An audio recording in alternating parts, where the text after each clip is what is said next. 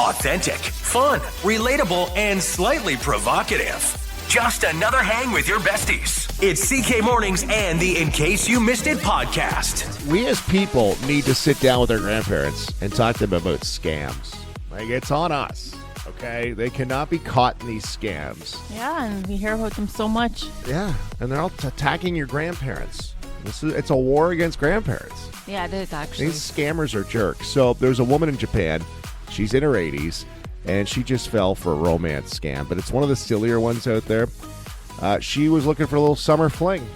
Okay? Can't blame Granny. Yeah, Granny was online, social media, and she met a guy who claimed he was an astronaut. Mm-hmm. Oh, enticing. Yeah, maybe a red flag there, but she didn't even raise a flag for her. She just kept pushing on. And this romance, the lover on the other end, dropped the hammer on her one day and claimed he was in trouble. And the story he went with was that as an astronaut, he was obviously in a spaceship in space. Of course. And was under attack. Oh. And needed oxygen. So he asked her if she'd float him enough cash to buy some more oxygen. And Grandma agreed. You know, she loves her astronaut. Yeah, sent him 1,000,000 yen, which is $6,700 American. So may make like close to 10 grand Canadian. Yeah, good chunk of change. So officials in Japan are sharing the story right now and said to be suspicious if someone you met online asks for money, especially if they're texting you from outer space. There are a lot of red flags in this story. It got like worse and worse. Grandma just was looking for some summer love, a little summer fling. She doesn't want her fling to die from lack of oxygen. No! She'd have blood on her hands. Exactly. Oh, by the way, I am currently in space. If you could help, where are you buying oxygen from? Well, sometimes the problem is the lies when people have these lies that are so wild, it's almost like, well, who would lie about that? Who would ever conjure up such a lie? Is the guy on the other end just like, let's see if I can float this one out there? He probably couldn't believe it either. It's probably worked more than once. That's why he went with it. This isn't the first astronaut scam we've seen. Back in 2022, a 65-year-old woman, another grandma, also from Japan, got scammed out of $30,000 by someone claiming to be a Russian cosmonaut who needed the money so he could fly back to Earth and obviously marry her. Astronaut just has to sound like the most made-up job, too. But I could see a grandparent being like, ooh, like he's serving our country. He's they witnessed the astronaut. spacewalk. They were like, that's so cool. Being an astronaut was like a huge thing back then. I talked about this when I reviewed Apollo 13. Like back in the day, astronaut was like it. Well, still is. I know, but it's not. Yeah, I get you. Like there's not a whole lot of them, though. It's a very niche profession. Yeah, it is very niche. Which, once again, brings me back to the thinking of, like, well, who would make up that they're an astronaut? It's so niche. Like, who would lie about something like that? Go talk to Grandma, okay? And when you're talking to Grandma, say, I need some oxygen. All right, honey, it's coming. My summer fling needs to breathe. You had mentioned Doug Ford. Did you see this yesterday? Did you watch the video, though? Yeah, I did. It came up. Fordsy is upset about Crown Royal shutting down a bottling plant in Amherstburg, which news came down late last week. Mm-hmm. And now he's speaking up. It's going to close in February, but 170 people will lose their job. And he called, well, here, why don't we let Uncle Doug talk about this? And in it, you're going to hear him pour out a bottle of Crown. Because if there's one thing he can't do, it's just say what he's stealing. He's got to do a theatric. He loves props. He does, yeah. Big prop comic. Curious. You know something? I always say smart people aren't too smart, and you guys are about as hold on. Well, smart people aren't too smart? Is that what he always says? That's deep. I've never heard him say that. Smart people aren't too smart. All right, Doug. Dumb as a bag of hammers for doing this. All right, let me start it again. You know something? I always say smart people aren't too smart, and you guys are about as dumb as a bag of hammers for doing this. So, you know something? I found a bottle, and I don't even drink, of Crown Oil, right? I see that Crown Royal. I saw it at home. So this is what I think about Crown Royal. That's what they could do. And I think everyone else should do the same thing. Start supporting companies that make whiskey here by Ontario people. That's what we need to do, is support each other. Loves it. I just think about like I get the sentiment and I agree with the sentiment or whatever. I just think of him like driving up to the place and he's like, I need a prop. I need my assistant to get me a Crown Royal. Did you not hear him though? He says, I don't drink, but I found it at home. Okay. What are you saying there? Or did he show up with the bottle and his people were like, what are you going to do with that? And you just know he was like, I'm going to crush this conference. Like, this is going to be so good. Watch this. I'm going to pour it out.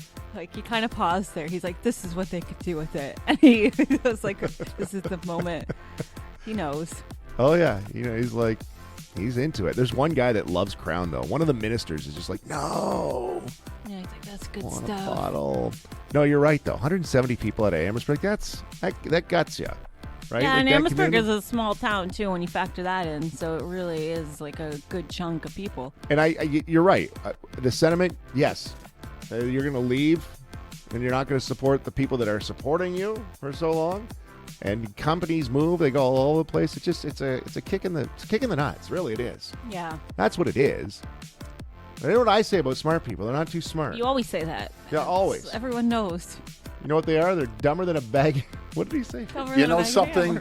I always say smart people aren't too smart, and you guys are about as dumb as a bag of hammers for doing this. I don't think I've ever heard that one either. What was the other one? I hope you don't let the cheese fall off your cracker. He's got so many of them. He's got lines. He likes zingers. He likes He likes- props. Yeah. Dumber than a bag of hammers. I'm with them, though. I think we all are, right? Like, Yeah, 100%. we're here to support you. And you know what? Let's throw out your Crown Royal. Send a text to the radio station, and I will come personally over to your house today and collect all bottles of Crown Royal. Are you in with Good on me? you. Yeah. Yeah. We must. We will do that. We'll take it on because, you're as dumb as a bag of hammers if you don't do that. Text us, and we'll come get your crown. We have been given a little peek behind the curtain, a lot more details about their proposal. So, of course, they did their New Heights podcast, which ended up breaking some records for the most. 2 weeks ago, right? Yeah, about 2-3 weeks ago. And then it was about a week later, the proposal got announced. Well, now we're getting the details. They basically got proposed after the podcast was done filming. So they filmed the podcast, then it went out a little bit after it was filmed. So after they wrapped up filming the podcast, while they were filming, Travis had some people in the backyard making it into the magical fantasy garden land that we saw in the Instagram post. So he knew, and it said that he wanted, it was hard to pick a day, obviously, because they're both so busy, and he wanted it to be a day where she was like done up nice. So she was all done up nice for the podcast. Yep. So she was done up because he knew there'd be pictures and stuff being taken. So he decided to do it at the podcast. So they are filming the podcast, yapping away on the podcast. Meanwhile, people were sneaking in the backyard, getting it all gussied up for the engagement and the engagement photo. And you know what's really funny? We always talk about Swifties. They're very eagle-eyed. For the last couple of weeks, I've seen a lot of posts saying from Swifties that in the Instagram picture that they posted of the engagement, you could see indents in her hair of what looks like headphones. They could tell that. Yep. Wow. And even I thought that was a reach. I'm like, it could just be hair indents. But they're like, oh, look, it looks like indents in her hair from a headphone set. I know it well. This is the story of my life. I deal with it daily, me and Taylor. So, and then I guess it was true because as soon as they wrapped up filming, he took her in the backyard, got on one knee and said, you want to spend the rest of your life with me, babe? That's how I imagine it went. Yo, babe, I got a big game coming up. KillaTrav doing his thing. KillaTrav doing his thing. I'm surprised she hasn't made him change his Instagram handle yet. Well, it is funny because, his Instagram handle is KillaTrav. And when, the engagement post was like Taylor Swift and KillaTrav. Yeah, it sounded like she was marrying a rapper. Like he's got that since he was like, the jock back in the day. And now he's like, they're the first couple of pop culture right now. Yeah, you think that Maybe would have been KillaTrav is just not the Travis thing. Kelce. But that post actually became the first Instagram post by an artist to surpass 36 million likes on Instagram. Yeah. Isn't that wonderful? There you go. Is that your wedding Wednesday for Taylor Swift this week? A wedding Wednesday. That's good. That's her update. I think, we'll see. You never know how tides could turn. I'm still thinking about if we're going to get news on the Super Bowl. I think that gets announced soon. Opening weekend or opening games Super Bowl, tomorrow. halftime show, I should say. I don't think it makes sense to have her as a halftime. Like, you would all be putting all your eggs in one basket. I feel She's like they're already both getting all enough. in it. They're so both into it, though. Look at these two. KillaTrav. You think they care about eggs and too many eggs in a basket? Yeah, that's true. They've got a big enough basket. Give me all the eggs. That's what she said. That's what she said. That's what she said. That's what she said. Now a deep dive into the world of women's fashion, beauty, health, and the real talk on love and relationships. If it's trending and making waves on the group chat, Alana's got it covered. Here's That's What She Said. Answering an important question today. Everyone's asking, why are everyone's bra straps showing these days? This is a big piece that the New York Times did, so, it's They're on it, journalistic integrity over there. Some reporters like, how do I get on that beat? Okay, so if you haven't noticed, it's apparently cool again to let your bra strap show. This is interesting, though, because I thought about this not too long ago, if I'm being honest, so it's interesting. So why is everyone's bra strap showing? One expert says it could be like a big thing of like the 90s. So the idea that visible bra straps first became pop culture phenomenon in the 90s, and now the 90s have kind of had this revival the last couple of years, and it's still kind of everyone likes like 90s trends again. Yeah. So everything 90s is back, including the reemergence of the bra strap. And it's not that big of a deal, really, but it is kind of like before the 90s, it was very taboo, and it was shocking to intentionally draw attention to a bra. And they use an example like Madonna with her like bullet bra. Like that was shocking, you know what I mean? It's like, oh my goodness, someone's showing their bra, or any kind of bra strap showing was like a big deal on a TV show. So now that the 90s are back, it's coming back in everyday life. The runways are doing bra straps, so that trickles down into real life people doing bra straps. And they say not only the 90s revival, but there's a feeling of rebelliousness and the refusing to hide your bra strap, so you're still feminine at the same time. And I do notice this all the time. Like, I feel like, I don't know, there's a slight, like, I don't care. If my bra straps are showing, they're showing. And I always talk about Gen Z. I really like Gen Z because I feel like they don't care. They do what they want. And it's inspired me not to care. I think bra straps showing a little bit is chic. What if you're wearing your old beige over-the-shoulder boulder holder? The dirty one that's faded. Like, are you particularly wearing something that you're like, if they can see Good this, question, fine. good question. If my old beat up, fuzzy bald, No, stinky, like you don't want that one to be shown. you're right. I probably won't let that one show. It would have to be like a nice thin strap little black bra, probably. Like, Well, that's something chic. for, like, That's so the- chic. Like, what's don't you that? think? Like, and it is true though, because like 15 years ago, I never would have. I would have been like, oh my goodness, like a little bit of bra strap is showing. Tuck that Now I'm like, away. I don't care. I'll come to work. I'm like, if you got something to say about my bra strap, you can say it. If that's what you're gonna say, I don't care. It's bra strap. Yeah, it's Let's just all underwear, grow right? up here. And it is cool. Like, when I was in my 20s, I remember the big thing to buy, and I bought them all the time, was they sold plastic bra straps. Do you know what I'm talking about? That you No. could put on your bra. So it was a plastic bra strap made out of plastic. And the idea was you'd wear that, so that shows instead of your bra strap, which in hindsight, I'm like, that looks even stupider than the your bra heck's strap. going on? But that was like the huge thing when I was a little bit younger, and I was like, but it was like you couldn't show your bra strap, so I'm gonna wear a plastic bra strap instead. Really? That'll fool them. So I kind of like this. No, Yeah, I'm I the feel same. the tide's turning. If you see my underwear poking out of my jeans, It's chic. yeah, you want It's to see? off-duty model. Yeah, you want to see my whale tail? That's on you. Yeah. Enjoy the show. Got some girl chat that we need to cover on That's What She Said? Text CK Mornings anytime. 519-354-8684. Alana's That's What She Said. The doctor is in. The love doctor is in. Here's how you can spice up your relationship. Oh, okay. Arbitrary anniversaries. Arbitrary anniversary. You know you got your anniversary. Your Yeah, you're dating, your wedding yeah, anniversary. those things, right? Relationship expert and myself, we have collaborated with this about arbitrary anniversaries, and they say that people are celebrating these now, and they're becoming, little fun things in relationships, like the day you binge watched your first show together. Oh, cute. It's this trend, arbitrary anniversaries. Little excuses to celebrate with each other. Whatever it is. Maybe some weird relationship. Maybe something cute. Whatever it was. The day you found out you each had a crush on each other. The day you went on your first trip. The day you slid into their DMs. Whatever it is. You celebrate those. This is very cute. Yeah? You in? Yeah. You're on board? Good for couples who might not have a real anniversary yet, since people get married later than they used to. Because a lot of people spend a lot of time. And there's nothing wrong with that, Alana. Okay. Okay. But you need, you want something to celebrate. Like maybe every September 3rd is the day that we found out we both love cheese pizza. Whatever it is. I think it's fun. I think it's whimsical. I think it's you like a love cute anything little whimsy. I like a little offbeat thing. Do you have any arbitrary anniversaries No. on top of your head? No? No, I don't even know if we really have an anniversary either. Oh. So we probably would be the couple that would be the one that needs this. Okay, well, start thinking, love doctor. First time I peed with the door open. What? It's whimsical, Alana. Remember that? The first time I farted in front of her. I mean, that is a big sign.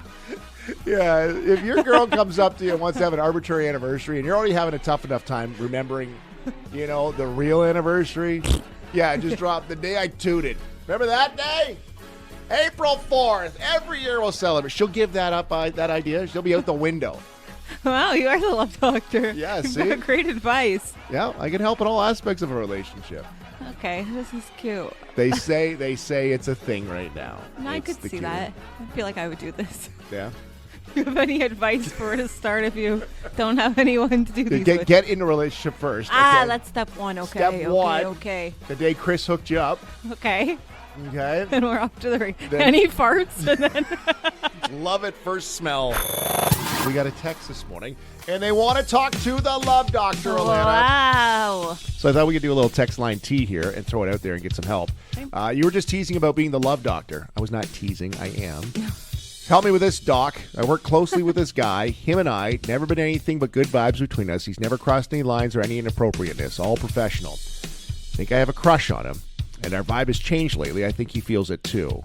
Now, do we go forward? Because if this flames out, there's no way of avoiding him in the office, and I don't think I could deal with that. What do I do, love doctor? What do we do with this one here? 519-354-8684 on the Pizza Tonight studio lines. Keep the good vibes as they are. Run for the hills. Hire an exorcist if you need to. Don't do anything about it. You don't think so? No. Is this from you? I have felt some tension in here lately. Okay, don't laugh so hard. Relax. Jokes this morning. Relax. No, Okay, I don't think so. We have good vibes. There's never been any inappropriateness. We're good. If that changes, you and I would be staring at each other every single day. Yeah, I think it's No, that just could- a sick idea in general. Yeah.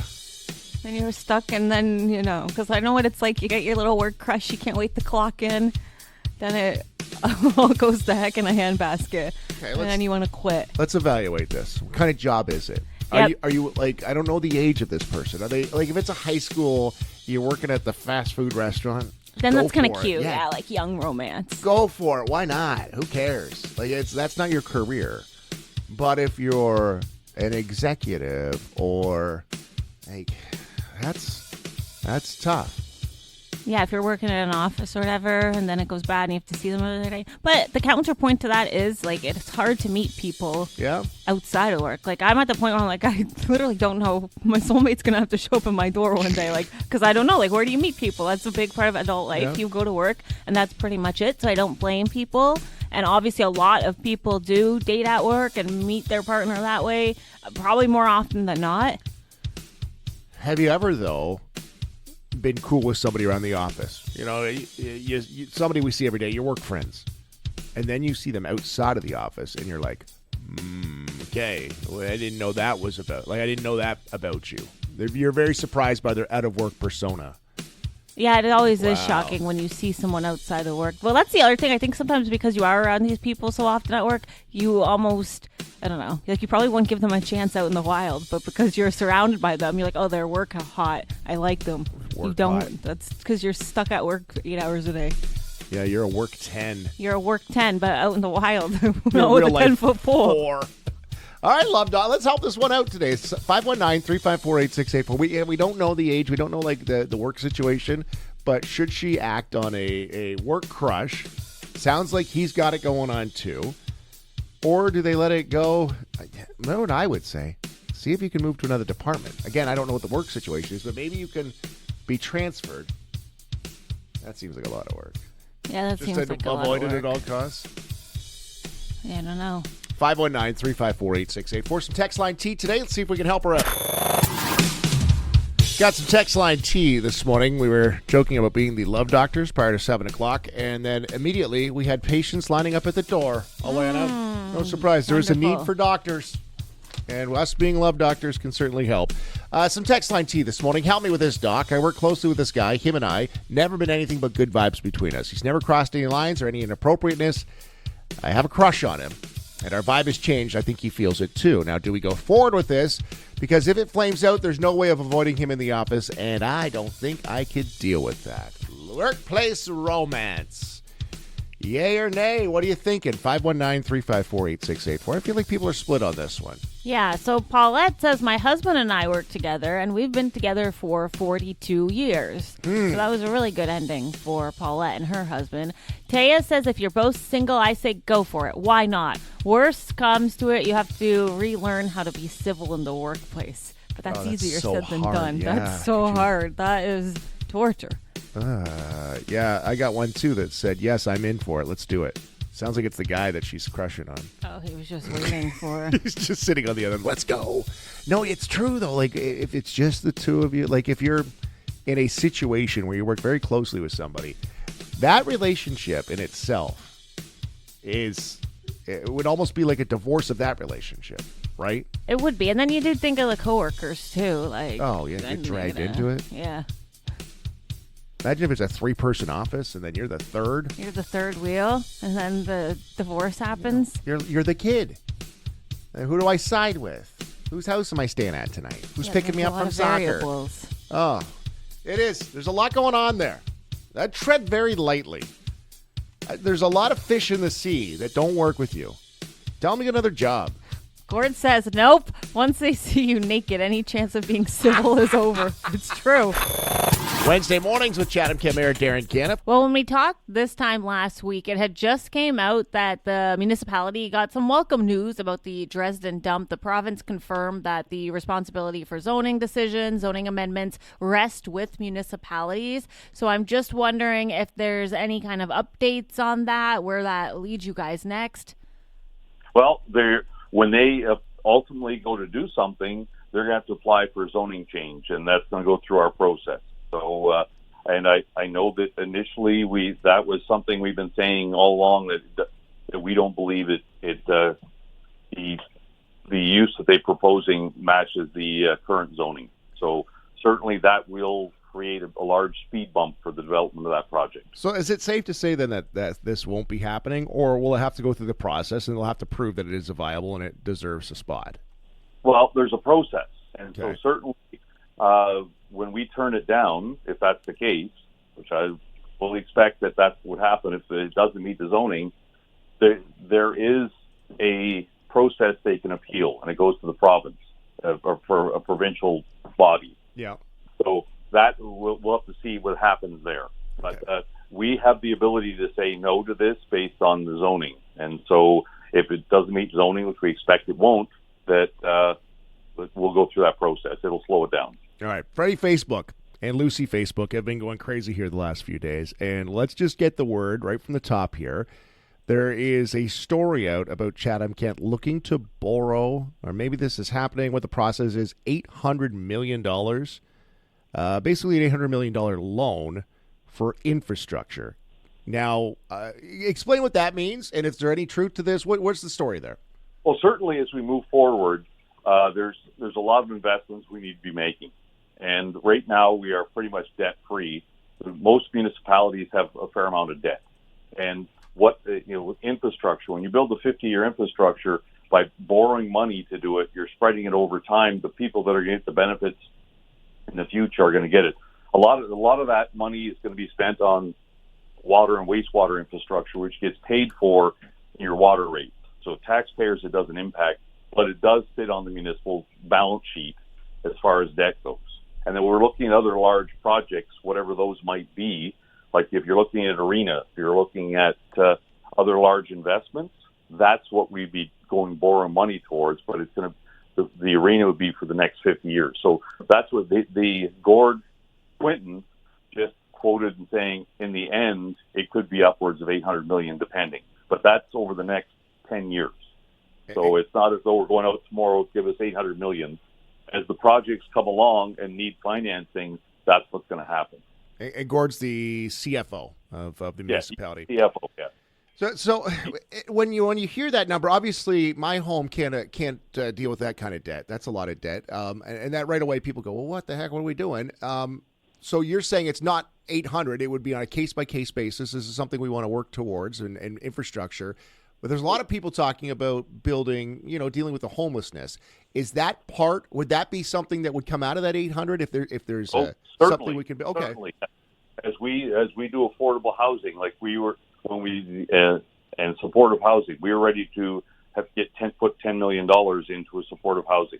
So within that 800, there is money for affordable housing, supportive housing, all along that even for the cabins, we're going to borrow some money, and so those are the things that we're be borrowing money for. But certainly, dealing with the homeless is going to be a big part of that.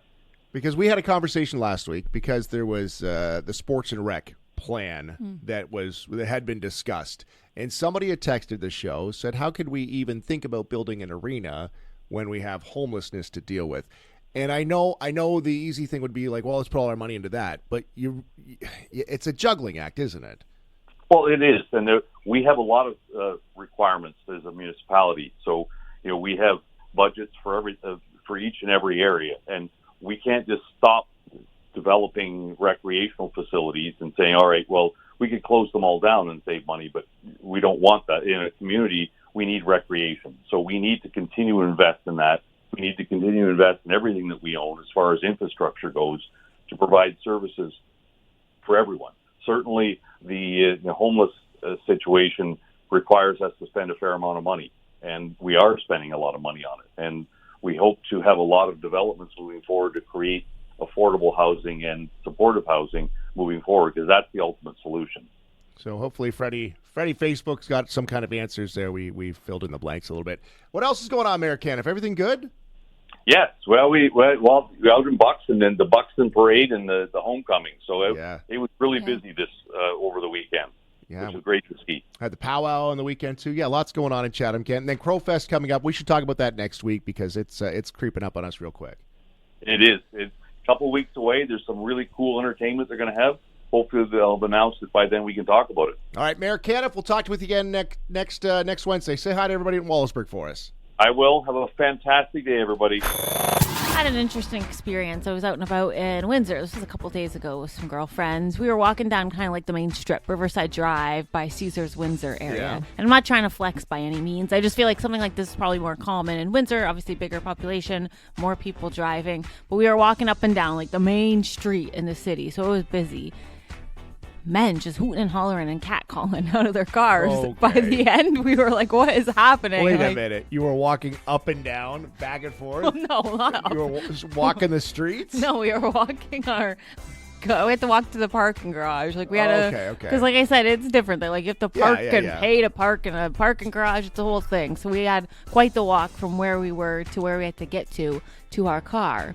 So in the little strip there, I'd say there was 3 instances of people, guys who like stick their head out of the window. And I don't even know what they say half the time with the cat calls. I'm like, what are you saying? And then all we hear, like we'll be chatting and all we hear is, like, and now are you sure they're mess.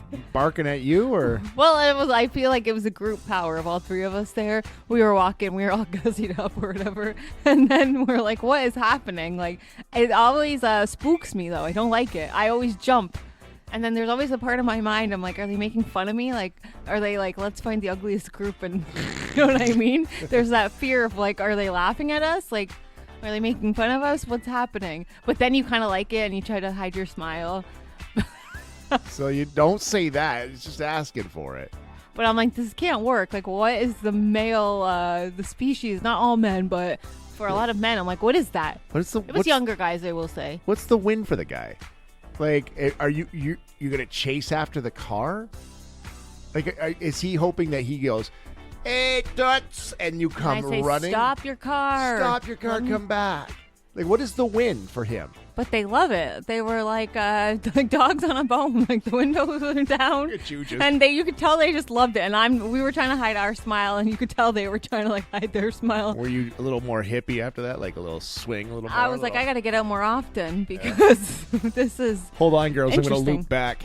I got to go back to the car for something. Oops, I forgot something. Oops. But I'm like, this can't work. Like they just must love doing it. It's the oddest thing to me.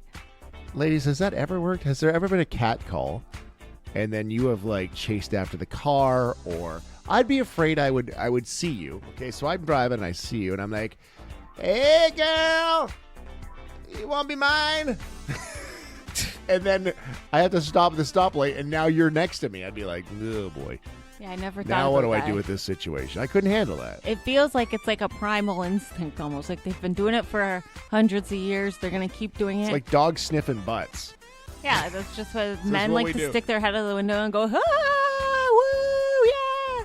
But I don't know. It's a different world, too. Because I remember, like, 2 years ago, I was out for my evening walk. Yep. And this guy stopped in his car, stopped in front of me, and was like, oh, hey, like, are you dating someone? I'd like to get your number. I hustled back, and I was living with my ex at the time. Like, some guy, I was all in a tizzy. I'm like, some guy just stopped his car. Like, oh, I thought something was going to happen. He's like, well, this was the 50s. You probably would have hooked up with him, gotten married, and had 3 kids. I'm like, yeah, I guess it's a different world. You know what I mean? Would you run back to do your hair up a little better? Like, oof, got a guy on. I got one on the leash. It would be a suitor asking for my hand. I'm behind the bar at the Buxton Homecoming Saturday night, and Saturday night is the night, right? Like it's bopping. Yeah. So I'm sitting there serving up beers. A guy comes up and he looks me in the eye and he looks down the bar at this woman, and he looks back at me, and I kind of looked at him like, I don't know what you want me to do, and he looks at her. He goes, "Hey girl, you got a man?"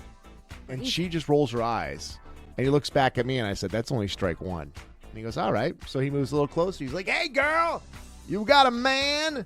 And she's like, "I don't have a man." And so he saddles up and he goes, "Do you want a man?" And she gave him the heck no, Heisman, get out of here. And he came back to me and I said, "It's a strikeout. Have a drink and you'll be on your way." Oh, wow. I've never You were, witnessed like- such a blatant. But I do, approach. What's the word? Not envy men, but it's very interesting to me how they're so brazen. Like, it's a cool thing. Are you? No, I think we lost a cat caller there. Like, men are just not afraid to make the move. Yeah. If I message a guy, it takes me, you've seen me in the background here, it takes me a day and a half of mental prep. I send the message. I won't read the message because I'm too scared. Men just stick their head out the window and go, hey. I don't even know if they have. We're like dogs. Is that words? Let me sniff your butt. Subscribe to the CK Mornings in case you missed it podcast and never miss an episode. Plus, drop us a rating and a comment too. Listen live weekday mornings at 94.3 CKSY.com.